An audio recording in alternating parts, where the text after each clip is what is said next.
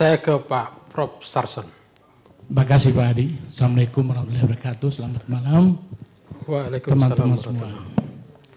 Hari ini kita membahas sesuatu yang agak seksi ya.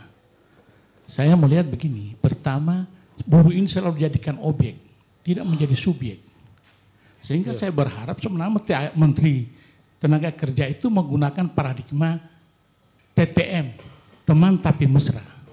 Jangan menggunakan TTU, tambah urusan terus. Ya, saya lihat beliau itu membuat rupa-rupa saja. Sebenarnya ada masalah apa dengan buruh?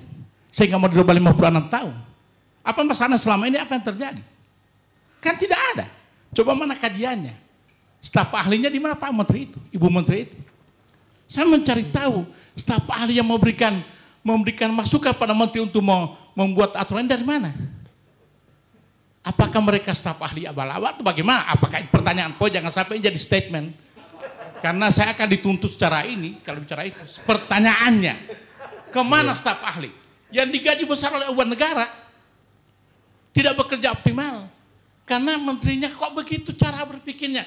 Masa orang misalnya sudah kerja, dia bekerja dari umur 20 tahun, tiba-tiba 15 tahun kemudian mendapat PHK, berarti umurnya 35 tahun, dia harus menunggu 56 tahun. Bisa dibayangkan berapa lama dia menunggu itu.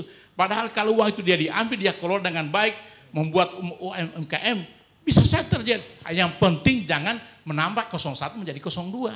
Memang dikhawatirkan pemerintah, jangan saya begitu dapat duit masih muda, tambah 02 lagi. Itu persoalan kan, begitu. Tapi ini tidak umum ya, tapi ini sekarang. Tapi dugaan saya seperti apa yang analis ekonomi tadi katakan. Saya khawatir terjadi apa-apa di BPJS. Mereka itu akan mengarah ke kolaps. Sehingga menahan untuk uang orang. Ini uang orang. Uang buruh, bukan uang negara. 2% tambah 3,7% itu uang buruh itu. Kenapa ditahan-tahan? Urusannya apa? Itu yang dikatakan tambah-tambah urusan. Ya. Tapi tadi saya membaca Pak, terus terang saya membaca berita, Jokowi sudah mengundang Menteri Tenaga Kerja dengan Erlangga untuk segera direvisi ini. Saya barusan kira-kira mau 5 menit lalu, cuma karena sudah mati HP, so tidak boleh baca-baca.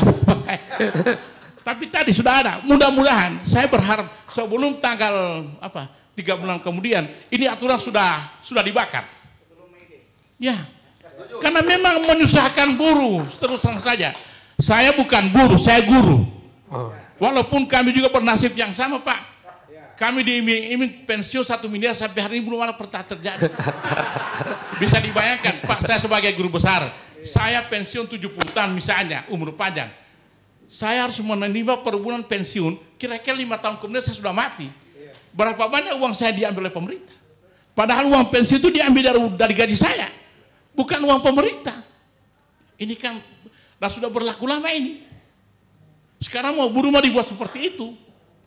Pemerintah ini tidak tahu akalnya di mana ya. Saya juga, saya logikanya begini Pak. Ada logika matematika, logika ilmiah, ada logika filosofi, ada logika Abu Nawas. Kira-kira logika Abu Nawas ini atau apa? Saya juga tidak tahu ya. Tapi kalau begini, kalau logika matematika itu Pak, dia menggunakan ukuran jika maka, atau jika dan hanya jika. Tapi kalau logika Abu Nawas, biar berjalan di atas air pun dia boleh. Menabrak aturan itu maksudnya. Itu yang saya khawatirkan. Tapi saya tercerahkan dengan Pak Bobi tadi. Betul-betul kalau di matematika juga ada yang betul ilmu akuaria Pak. Ada. Kita pelajari itu. Basicnya daripada asuransi itu di situ. Itu tadi kan. Akuaria dengan apa? Yang non bisnis nirlaba dikelola secara bisnis. Ini kan bahaya. Dan saya khawatir jangan sampai uang itu sudah tidak ada. Ini perlu buat kekhawatiran. Bukan klaim. Sehingga tidak bisa dituntut di pengadilan poli ini. Saya takut juga. Ulung oleh itu membuktikan aja Pak.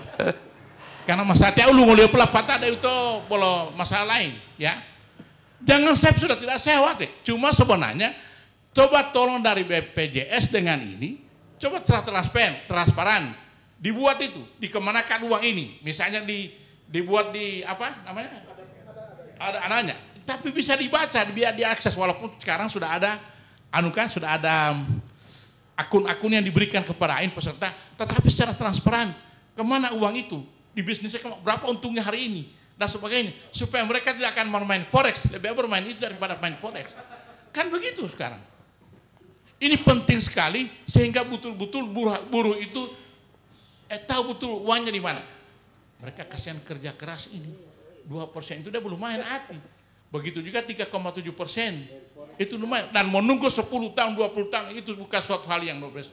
Tapi alhamdulillah sekali lagi saya katakan sesuai berita yang tadi, mudah-mudahan 1-2 hari ini kalau sudah dipanggil Jokowi seperti itu, saya yakin Menaker pasti akan tunduk itu.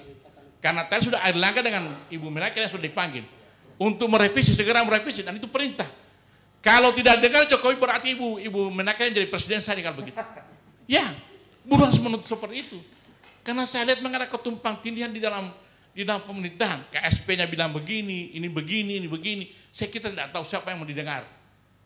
Ya, oleh sebab itu kami mendukung perjuangan buruh untuk segera merevisi ini. Dan mudah-mudahan ini sudah terdengar oleh Pak Jokowi. Malam ini beliau sudah memanggil para menterinya. Saya kira insya Allah. Wabillahi taufiq. Wassalamualaikum warahmatullahi wabarakatuh.